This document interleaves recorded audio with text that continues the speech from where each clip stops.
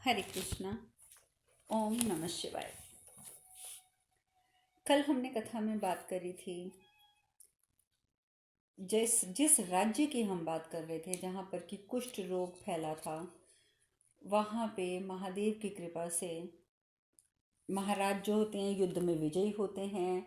कुष्ठ रोगियों की समस्याओं का भी समाधान होता है और महादेव द्वारा उन पंडितों को ये आदेश दिया जाता है कि यदि प्रायश्चित करना चाहते हो तो कुष्ठ रोगियों के लिए उनके रहने का इंतज़ाम करो, उनकी सेवा करो। और जो पाखंडी ब्राह्मण जो थे, वहाँ के पंडित जो थे, उन्होंने भी अंततः महादेव से हाथ जोड़कर क्षमा याचना की और उनके आदेश को स्वीकार किया। वहीं कार्तिकेय जी वो बहुत चिंतित हैं कि मुझे नहुष की चिंता नहीं है पर मुझे अपनी बहन की चिंता है। और महादेव कहते हैं कि तुम्हें चिंता करने की आवश्यकता नहीं है क्योंकि हमारी पुत्री परिपक्व है और वो किसी भी परिस्थिति का सामना करने में सक्षम है। और वहीं दूसरी ओर नहुष, जिसके ऊपर किसी बात का कोई असर नहीं है, वो अपनी पालकी देखकर बहुत खुश होता है और सप्तऋषियों को बहुत गलत तरीके से, बहुत गंदे भाव से उनको आदेश देता है कि जल्दी उठाओ मेरी पालकी और चलो। और जिस तरीके से कटु शब्दों में नहुष बोलता है सप्तऋषियों से कि चलिए, अब खड़े क्यों हैं, उठाइए पालकी और चलिए। कश्यप ऋषि कह देते हैं नाहुष, क्योंकि देखिए कश्यप ऋषि ने तो नाहुष को भी बचपन से देखा है ना, बचपन से। लेकिन नाहुष एकदम चिल्ला उठता है, देवराज कहिए, देवराज, देवराज हूँ मैं। कश्यप ऋषि कहते हैं, देवराज नहुष, अपने राज्याभिषेक के पश्चात आपने स्वयं हम सप्तऋषियों से ये निवेदन किया था कि हम आपका मार्गदर्शन करें। यदि आपको स्मरण है तो आप बताइए कि आपने स्वयं ये बात कही थी या नहीं कही थी कि हम सप्तऋषि आपका मार्गदर्शन करेंगे। और इसीलिए हम इस दायित्व को निभाते आए हैं और हमने इस दायित्व को स्वीकार भी किया था। और अब इसी दायित्व की पूर्ति हेतु हम आपको सचेत करना चाहते हैं कि आप जिस मार्ग पर अग्रसर हैं वो मार्ग उचित नहीं है, बिल्कुल भी उचित नहीं है। आपके विनाश का मार्ग बन सकता है वो। इसलिए यदि समय रहते आपने स्वयं को नियंत्रित ना किया तो अभी ऋषि कश्यप आगे बोल भी नहीं पाते कि नहुष बीच में बोल पड़ते हैं। ऋषि कश्यप, स्मरण रहे, मैंने आप सबको मार्गदर्शन करने के लिए कहा था कि आप लोग मेरा मार्गदर्शन करें, लेकिन मेरे निजी जीवन में हस्तक्षेप का अधिकार मैंने किसी को नहीं दिया था। और ये जो आज की घटना है ये मेरे निजी जीवन से संबंधित है और मैं ये कदापि बर्दाश्त नहीं करूँगा कि मेरे निजी जीवन में कोई हस्तक्षेप करे।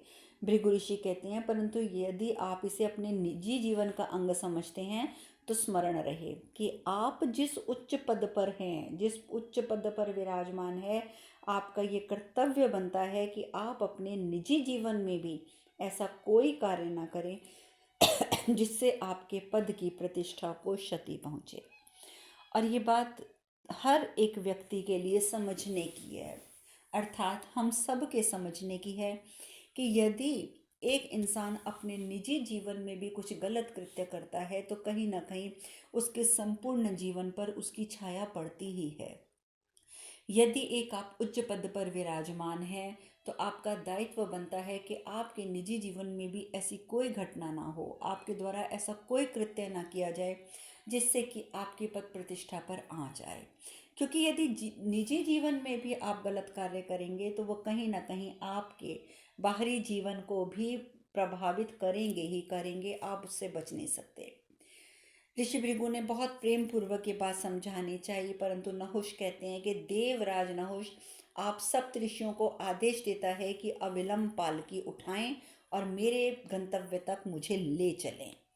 मतलब इतना समझाने के बाद भी, ऋषि भृगु, ऋषि कश्यप के समझाने के बाद भी कुछ असर नहीं होता नहुष के ऊपर और उल्टा वो सप्त ऋषियों को आदेश देता है कि ये मेरा आदेश है कि पालकी उठाएं और मेरे गंतव्य की ओर प्रस्थान करें।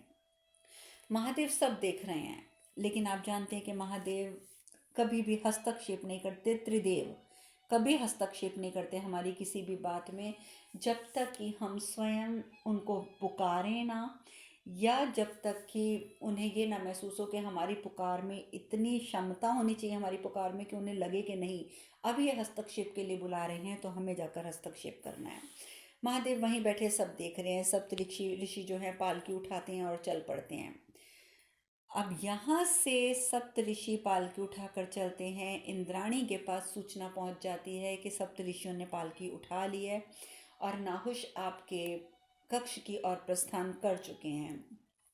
इंद्राणी अपने कक्ष में बहुत चिंतित हो जाती है और मन ही मन सोचती है, ये मैंने क्या कर दिया, ये मैंने क्या कर दिया, कितनी मूर्खतापूर्ण बात कर दी मैंने। अपने अपमान के भय से मैंने ये भी नहीं सोचा कि सप्त ऋषियों का भी अपमान कर रही हूँ मैं। अपने अपमान के भय में आकर मैंने तो सप्त ऋषियों के सम्मान पर भी विचार नहीं किया कि मैंने कह दिया कि सप्त ऋषि पालकी उठा कर लाएं। वो तो देवराज है, वो तो कहेगा सप्त ऋषि पालकी उठाएंगे भी, परंतु मैंने ये क्या कर दिया, मैंने इस बात पर विचार क्यों नहीं किया, क्या आवश्यकता थी देवराज को आमंत्रित करने की।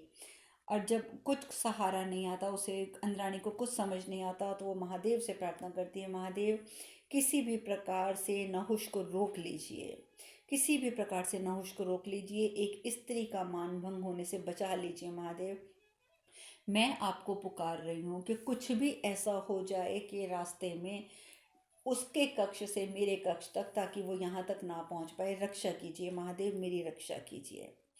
एक और तो महादेव को इंद्राणी पुकार रही हैं रक्षार्थ हेतु, दूसरी ओर अशोक सुंदर सुंदरी वो भी शिवलिंग के समक्ष खड़े होकर कहती हैं, पिताजी हमारे स्वामी यहाँ से प्रस्थान कर चुके हैं। हमें ये ज्ञात है कि उनकी ये यात्रा, जिसका आधार सप्त ऋषियों का तथा स्त्री का अपमान है, क्योंकि बात तो सत्य है, यात्रा का जो आरंभ हुआ वो सप्त ऋषियों के अपमान से हुआ, और जो उसका अंत होगा वो एक स्त्री के अपमान से होगा। तो अशोक सुंदरी कहती हैं, पिताजी ऐसी यात्रा उन्हें उनके पतन की ओर ले जाएगी। जो भी पथ जो भी है, मैं जानती हूँ कि उनका ये जो पथ है ये भ्रमित है, आप उसे उचित मार्ग पर अवश्य ले जा सकते हैं। आपसे मेरी प्रार्थना है, सिर्फ और सिर्फ ये प्रार्थना है कि मेरे पति को उचित मार्गदर्शन दीजिए, उनकी इस यात्रा को सफल मत होने दीजिए और उन्हें उचित मार्गदर्शन दीजिए। देखिए, अब इंद्राणी भी यही चीज़ मांग रही हैं और अशोक सुंदरी भी यही चीज़ मांग रही हैं कि उचित मार्गदर्शन करें महादेव, ताकि किसी भी प्रकार से नहुष वहाँ ना पहुँच पाए। उसी समय अभी अशोक सुंदरी ये प्रार्थना कर ही रही होती हैं कि गणेश जी जो होते हैं वो नहुष की माता जी को लेकर अशोक सुंदरी के समक्ष आ जाते हैं। जो माता जी होती हैं नहुष की, वो कहती हैं कि हमें ज्ञात था कि इस संकट की घड़ी में तुम अकेली हो, इसीलिए हम यहाँ आए हैं पुत्री। अशोक सुंदरी कहती हैं कि हमने पत्नी धर्म निभाने की बहुत कोशिश करी, हमने पति धर्म निभाते हुए उन्हें रोकने का अथक प्रयास किया, किंतु उन्होंने अहंकार में आकर हमारी एक भी बात नहीं सुनी, हमारी हर एक बात को नकार कर वो यहाँ से चले गए। तो माता कहती हैं, इसमें तुम्हारा कोई दोष नहीं है अशोक सुंदरी, तुम्हारा कोई दोष नहीं है। तुमसे विवाह कराने के लिए एवं नहुष को रक्षण प्रदान करने के हेतु हमने ही तो माता पार्वती से निवेदन किया था कि वो नहुष को अप्राकृतिक रूप में बड़ा कर दें।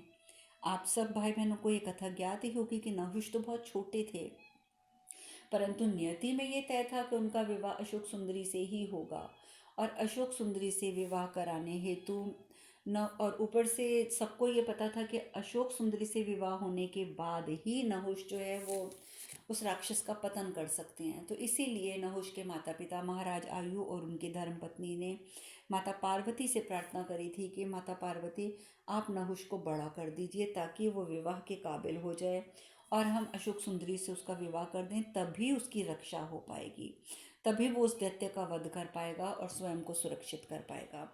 तो ये बात की वजह से, इसी घटना के कारण आज नहुष की माता फिर यही बात कह रही हैं कि प्रार्थना तो हमने ही करी थी ना कि अप्राकृतिक रूप से नहुष को बड़ा कर दिया जाए। नहुष के व्यक्तित्व की ये परिपक्वता हमारे हठ का ही परिणाम है, और सिर्फ परिणाम नहीं है पुत्री, ये तो हमारे हठ का दुष्परिणाम है। ना उस समय जिद करके, क्योंकि महादेव ने तो कहा था, महादेव ने कहा था आयु महाराज को कि आयु महाराज आप चिंता मत कीजिए, नहुष का संरक्षण मेरी जिम्मेदारी है, मैं दायित्व लेता हूँ नहुष के संरक्षण का। परंतु तब भी महारानी ने जिद करके माता पार्वती के समक्ष और नहुष को बड़ा करवाया था। अब इसीलिए वो इस बात को स्वीकार कर रही हैं नहुष की माता कि ये हमारी ही हठ का दुष्परिणाम है। तुम पत्नी के रूप में असफल नहीं हुई हो, बल्कि माता के रूप में मैं असफल हुई हूँ। क्योंकि जब वो अप्राकृतिक रूप से बड़ा हुआ, उसके उपरांत हमने कभी भी उसे रोका नहीं, जबकि हमें भली भांति ज्ञात था कि शक्ति और वासना की अति हो जाने से इंसान रुग्ण हो जाता है, और वो हमारे पुत्र के साथ हो रहा है। किंतु माँ होकर भी हम उसे रोक नहीं पाए, उसकी भूलों को समर्थन दिया हमने, और उसकी भूलों को समर्थन देना ही हमारी सबसे बड़ी भूल थी पुत्री। इसलिए दोषी तुम नहीं हो, दोषी हम हैं। गणेश जी जो ये सारी वार्ता सुन रहे थे, गणेश जी कहते हैं माता, आज भी आप नहुष की भूल को ना देखकर उसके दोष को अपने सर पे ले रही हैं। आप आज भी इसे सिर्फ अपनी भूल कह रही हैं, सिर्फ अपनी भूल कह रही हैं। आप अपने साथ और नहुष के साथ अन्याय मत कीजिए, उन्हें उनकी भूल का आभास होने दीजिए। ये अनिवार्य है और यही उनके हित में भी है, क्योंकि यदि उनकी भूल वो नहीं सुन समझेंगे तो उनका उद्धार नहीं हो पाएगा। स्मरण रखिए माता, आग में तपने से ही कुंदन बनता है। एक असफलता एक पराजय व्यक्ति को जो ज्ञान दे सकती है, वो अनेकों सफलताओं से भी कई बार संभव नहीं हो पाता। नहुष को अत्यधिक सफलता मिली है, नहुष आज देवराज के पद पर भी विराजमान है, परंतु तब भी उसको ज्ञान नहीं मिला है। परंतु यदि किसी कारणवश उसे एक सफलता मिलती है तो वो असफलता, उसकी जो असफलता होगी वो उसे ज्ञान प्रदान करेगी, और हो सकता है कि उससे उसके चक्षु खुलें और उसे अपनी भूल का एहसास हो, और जिस दिन उसे उसकी भूल का एहसास हो गया, उसका जीवन जो है वो सुधर जाएगा। तो इसलिए उसको उसकी भूल का एहसास होने दीजिए, दोष अपने सर पे मत लीजिए। और इस प्रकार से महाराज आयु की धर्मपत्नी को भी गणेश जी समझा देते हैं। वहाँ दूसरी ओर ऋषि सप्तऋषि पालकी उठाकर कक्ष की ओर जब चल रहे थे, तो अब देखिए सप्तऋषियों का तो कार्य नहीं है ना पालकी चलाना, बहुत धीरे धीरे वो आगे बढ़ रहे थे। और उस समय नहुष के अंदर तो अहंकार जो कि अपने चरमोत्कर्ष पे था, उसके मन में तो एक ही चीज़ चल रही थी, जल्दी जल्दी जल्दी मैं जल्दी पहुंचूं, किसी तरीके से मैं जल्दी पहुंचूं। नहुष को गुस्सा आता है, नहुष कहता है इतनी मंद गति से क्यों चल रहे हो, आप लोगों को क्या चलना नहीं आता, क्या आप लोगों को भोजन प्राप्त नहीं हुआ, क्या आप लोगों में ताकत नहीं है, या बैठे बैठे आहुति देते देते परिश्रम करने का अभ्यास छूट गया है, क्या सर्प की भांति रेंग रेंग कर चल रहे हो, जरा जल्दी चलो। इतने कटु शब्द सुनकर भगवान विष्णु भी अपने क्षीर सागर में बैठे ये सुन रहे हैं। वो कहते हैं नहुष को ये बोध ही नहीं है कि जिन ऋषियों ने पालकी उठाई है उनमें ऋषि अगस्त्य भी हैं, और ऋषि अगस्त्य के क्रोध से वो परिचित नहीं हैं। अरे ऋषि अगस्त्य तो वो हैं जिन्होंने समुद्र के अहंकार को तोड़ने के लिए समस्त समुद्र को पी लिया था। उन्होंने विंध्याचल पर्वत के अहंकार को तोड़ने के लिए पूरे के पूरे विंध्याचल पर्वत को झुका दिया था, और इस समय वो नहुष के प्रति इतनी सहनशीलता रखे हुए हैं, परंतु अब नहुष के इन कटु वाक्यों की वजह से वो अपनी सहनशीलता खोते जा रहे हैं। और यदि नहुष ने उन्हें एक भी अवसर दे दिया, एक भी अवसर, तो वही होगा जो नियति में है, जो महादेव ने पहले कहा था कि यदि नहुष चाहे तो अपनी नियति में लिखी हुई घटनाओं को अपने पुरुषार्थ से बदल सकता है। परंतु यदि नहुष इसी प्रकार से जो शब्द क्षमा करें, जो शब्द वो बोल रहा है, जिन कटु शब्दों का उच्चारण उसके मुख से निकल रहा है, यदि उसने अपने आप पर संयम ना रखा तो वही हो जाएगा जो नियति में है। महाराज कह रही हूँ, जो महर्षि होते हैं, ऋषिगण होते हैं, उनको तो देखिए आदत नहीं है पालकियाँ उठा के चलने की। नहुष के इतना कहने पर भी वो धीरे धीरे चल रहे हैं, धीरे धीरे चल रहे हैं। उनकी धीमी चाल से क्रोधित होकर अंततः नहुष क्या करता है, चलती पालकी में से ही अपनी लात बाहर निकालकर, अपना पैर बाहर निकालकर, जो ऋषि तक उसके पैर पहुंचते हैं उस ऋषि को लात मार देता है वो। और वो ऋषिवर जो जिनको लात लगती है वो लड़खड़ा कर तुरंत धरती पर गिर जाते हैं। और जानते हैं वो ऋषिवर कौन थे? वो ऋषि अगस्त्य से ही थे जिनको लात लगी। भगवान विष्णु को जो भय था कि नियति में लिखी घटना घटने वाली है, अंततः वही हुआ। ऋषि को लात लगी और ऋषि अगस्त्य भूमि पर गिर गए और अत्यंत क्रोधित, अत्यंत क्रोधित, क्रोधित, क्रोधित ऋषि अगस्त्य को भूमि पर गिरा देख वो जो बाकी ऋषिगण होते हैं वो सब पालकी को छोड़ देते हैं, पालकी को नीचे उतार देते हैं। लेकिन नहुष के ऊपर इस बात की कोई ग्लानि नहीं है कि उसने एक ऋषि के ऊपर लात चला दी है। वो पालकी में से चिल्लाकर बोलते हैं, क्या हुआ है? किसकी आज्ञा से पालकी रोकी गई है? किस मंदी बुद्धि ने ये किया है? किस में है ये इतना दुस्साहस? अभी वो ऐसा सब कहते कहते जब अपनी पालकी से बाहर झांकता है नहुष, तो क्या देखता है कि एक ऋषि यानी कि ऋषि अगस्त्य भूमि पर गिरे पड़े हैं। तो एकदम नहुष बोल पाता है, अच्छा तो ये कारण है। ऋषि अगस्त्य, कहीं आहत तो नहीं हुए आप? दिख तो नहीं रहे कहीं आपको कहीं पे चोट लगी है? आप कहीं से आहत तो नहीं हुए? तो फिर ये स्वांग क्यों रच रहे हैं? उठिए, गिर गए तो गिर गए, उठिए, कार्य पे लग जाइए। अर्थात ऋषिवर जमीन पर गिरे पड़े हैं, वो भी नहुष की लात खाकर। उसके बाद भी नहुष को बिल्कुल भी आत्मग्लानि नहीं हो रही और उल्टा वो कह रहे हैं कि आप इस स्वांग क्यों कर रहे हैं, उठिए और कार्य पे लगिए। अब अगस्त्य ऋषि अपना धैर्य खो देते हैं। वो कहते हैं, देवराज नहुष, हमें सर्प सर्प कहकर अपमानित करने वाले मूर्ख, मैं तुझे शाप देता हूँ, मैं तुझे शाप देता हूं कि तू इसी समय सर्प बन जाए, तू इसी समय सर्प बन जाए, मृत्यु लोक में वास करे।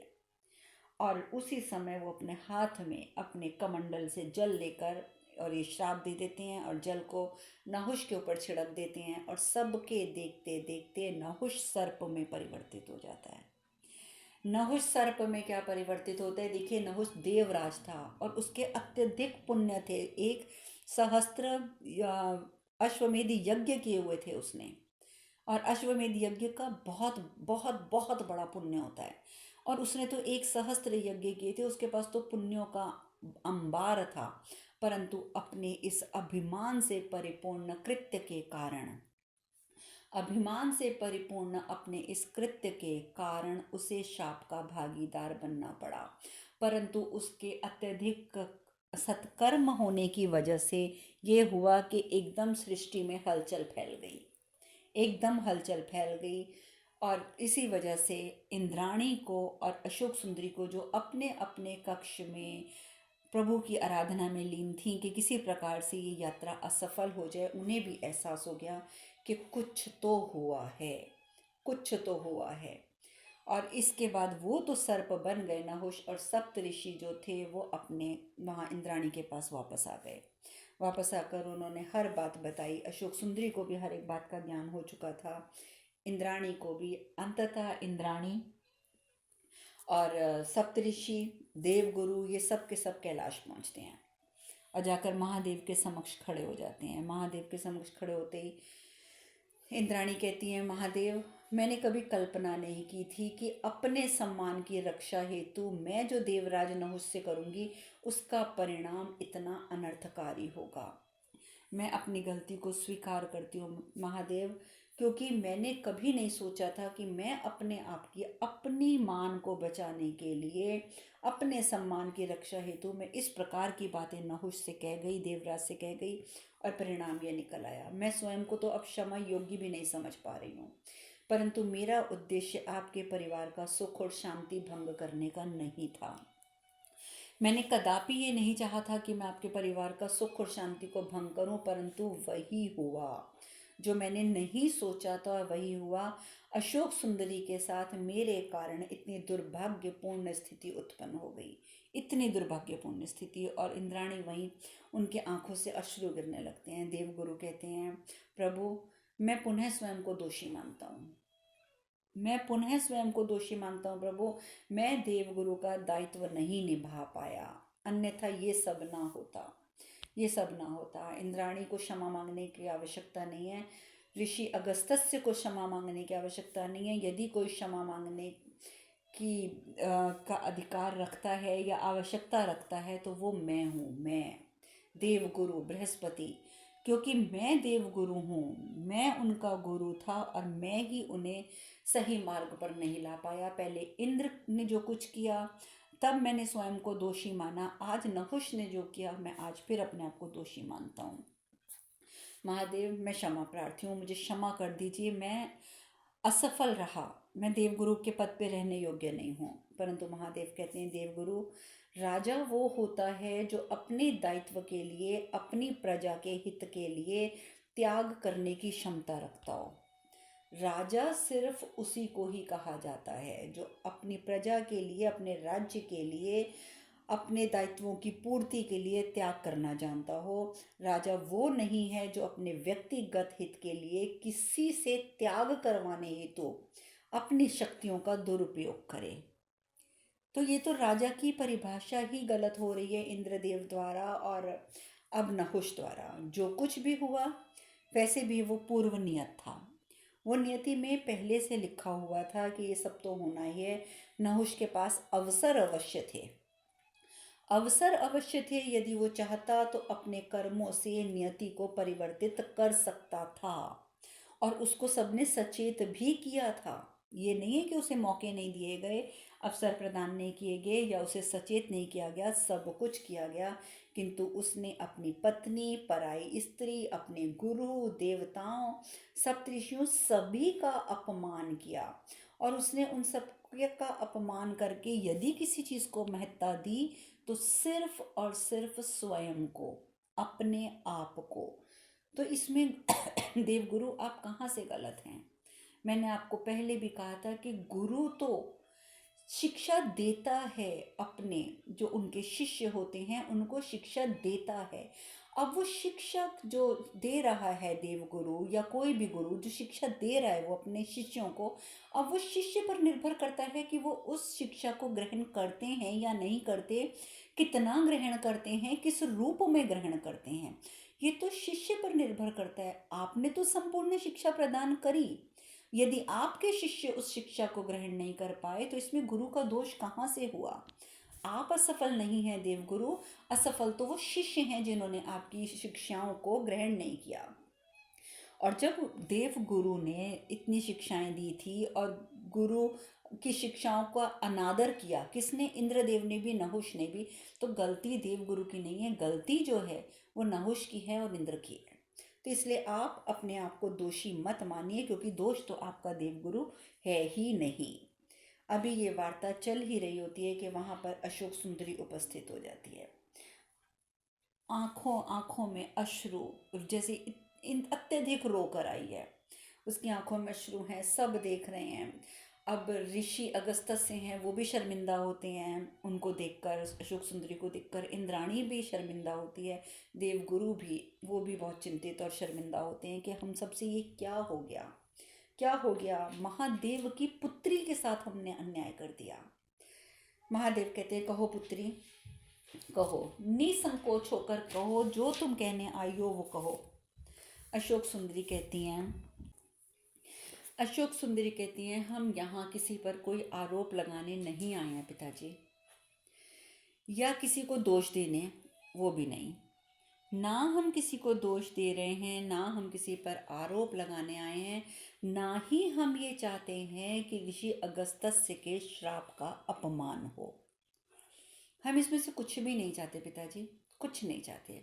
जो हुआ उसमें भूल हमारे ही स्वामी की थी और हम उनकी अर्धांगिनी, उनके प्रायश्चित के पूर्ण होने की प्रार्थना करेंगे, ताकि उनसे जो भूल हुई है वो प्रायश्चित करके उस भूल को सुधार लें।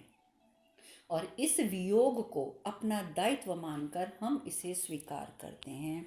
देखिए अशोक सुंदरी जी का बड़प्पन के इस वियोग को, जैसे वो अपने पति से अलग हो गई हैं, उसे उन्होंने अपना दायित्व मानकर सहर्ष स्वीकार किया, क्योंकि वो जानती हैं कि ये दंड मिला है उनके पति को उनके ही कर्म का, और अर्धांगिनी होने के नाते उनका भी ये दायित्व बन जाता है कि वो इस बात को स्वीकार कर लें। अशोक सुंदरी कहती हैं कि हम उनकी पत्नी होकर भी उन्हें इस दुष्ट कार्य करने से रोक ना सके, अर्थात दंड के अधिकारी तो हम भी हुए ना।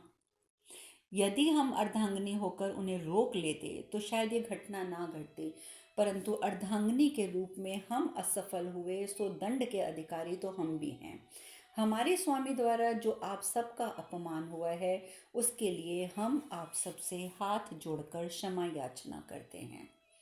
और इस प्रकार से अशोक सुंदरी कुछ नहीं, किसी के विरुद्ध कुछ नहीं कहती हैं, बल्कि सबसे क्षमा मांग लेती हैं। ऋषि कश्यप देखते हैं, क्योंकि आप जानते हैं कि ऋषि कश्यप तो सती माता के समय से, मतलब सप्तऋषि, वो तो जब पहले सतयुग की बात है तब से हैं वहाँ पर, और उन्होंने तो देवी सती को भी देखा है, फिर देवी पार्वती को भी बचपन से देखा है, और फिर उनके सामने अशोक सुंदरी भी। वो कहते हैं धन्य हैं आप अशोक सुंदरी, धन्य हैं आप। आज आपने समस्त संसार को दिखा दिया कि माता पार्वती और महादेव की पुत्री का हृदय कितना निश्चल है, कितना पवित्र है। इस परिस्थिति में ऐसी विनम्रता, ये तो संसार के लिए एक उदाहरण है पुत्री, संसार के लिए एक उदाहरण है। अशोक सुंदरी कहती हैं ऋषि अगस्त्य, पत्नी होने के नाते हमने विवाह के समय एक वचन लिया था कि सुख दुख में हम सदैव उनके साथ रहेंगे, यदि धर्म संगत हो। देखिए कितने प्रेम पूर्वक वो उनसे निवेदन करती हैं, कहती हैं कि ऋषि अगस्त्य, यदि धर्म संगत हो तो हम अपने स्वामी के साथ जाना चाहती हैं, हम अपने स्वामी के साथ जाना चाहती हैं। अगस्त्य ऋषि कहती हैं अशोक सुंदरी, आपकी महानता के समक्ष मैं स्वयं को बहुत छोटा पा रहा हूँ, बहुत ही छोटा पा रहा हूँ मैं स्वयं को। क्यों मैं आपकी भांति स्थिति को इतनी स्पष्टता से नहीं देख सका, क्यों मैं स्थिति को नहीं समझ सका, क्यों आपकी भांति धैर्य नहीं रख सका। यदि नहुष अहंकार में अंधे हुए भी थे, मैं मानता हूं कि नहुष अहंकार में अंधे थे, यदि वो अंधे हुए भी थे अहंकार में, तो उस क्षण क्रोध में मैं भी तो अंधा हो गया, मैं भी तो अंधा हो गया क्रोध में, तो मुझ में और नहुष में क्या अंतर है। मैंने ये सोचा ही नहीं कि श्राप मैं जो देने जा रहा हूँ, और ये श्राप मैं किनको दे रहा हूँ, ये श्राप मैं उनको दे रहा हूँ जिसका प्रभाव अशोक सुंदरी पर भी पड़ेगा। क्यों मैंने ये बात नहीं सोची, कितना मैं खुद को मान रहा हूँ कि कितना बड़ा अनर्थ मैंने किया है, क्यों मैं अशोक सुंदरी आपकी तरह धैर्य नहीं रख सका। अशोक सुंदरी ये बातें सुन तो लेती हैं, परंतु अब जवाब दें तो क्या दें, वो शांत रहती हैं। ऋषि अगस्त्य से कहते हैं, देखो अशोक सुंदरी, दिया हुआ श्राप तो मैं वापस नहीं ले सकता, दिया हुआ श्राप वापस नहीं ले सकता, किंतु आपके पतिव्रता धर्म के समक्ष मैं अपने शाप को समयबद्ध करता हूँ कि अब नहुष को सारी उम्र सर्प बन के नहीं रहना पड़ेगा। मैं इस शाप को समयबद्ध करता हूँ। भविष्य में नहुष जब अपनी संततियों के संपर्क में आएंगे, उन्हें इस शाप से मुक्ति प्राप्त हो जाएगी, उन्हें मुक्ति प्राप्त हो जाएगी। अशोक सुंदरी जो होती हैं, ये बातों को सुनती हैं, शांत हो जाती हैं। इसके बाद वो महादेव से कहती हैं कि पिताजी, अब हम आपसे एक ही प्रार्थना करते हैं कि आप हमारे स्वामी को इतना आशीर्वाद दे दीजिए कि वो प्रायश्चित पूर्ण करने में सफल हो सकें। सिर्फ इतना दे दीजिए कि वो अपना प्रायश्चित सफलतापूर्वक पूर्ण कर लें। महादेव कहते हैं, पुत्री, इस संसार में, समाज में व्यक्ति का पद जितना ऊंचा होता है, उसके कार्यों के परिणाम भी उसे उसी अनुपात में मिलते हैं, और उसी अनुपात में वो संसार को प्रभावित भी करते हैं। इसीलिए समाज में कुछ पदों पर विराजमान व्यक्तियों को सदैव अपने दायित्व का स्मरण रखना चाहिए, उन्हें ये स्मरण रखना चाहिए कि यदि वो अपने पद की गरिमा को क्षति पहुंचाते हैं तो उनका पतन निश्चित है, उनका पतन निश्चित है। इस प्रकार से अशोक सुंदरी भी शांत हो जाती हैं। वो समझ जाती हैं कि महादेव ने भी आशीर्वाद दिया है उनके पति को, क्योंकि उनके पति का अब इस समय प्रायश्चित करना अनिवार्य है। परंतु सब अपने अपने स्थानों पर प्रस्थान कर जाते हैं। तो कार्तिकेय जी प्रश्न करते हैं, किंतु पिताजी, अब देवराज के दायित्व की पूर्ति कौन करेगा? अब देवराज के दायित्व की पूर्ति कौन करेगा? अब महादेव इसका क्या उत्तर देते हैं, ये सब चर्चा हम कल करेंगे। आज कथा में यहीं विश्राम लेंगे। हरे कृष्ण कृष्ण कृष्ण हरे हरे, हरे राम राम राम हरे हरे। आप सब खुश रहें, सुखी रहें, स्वस्थ रहें। हरे कृष्णा। ओम नमः शिवाय, ओम नमः शिवाय, ओम नमः शिवाय, ओम नमः शिवाय, ओम नमः शिवाय।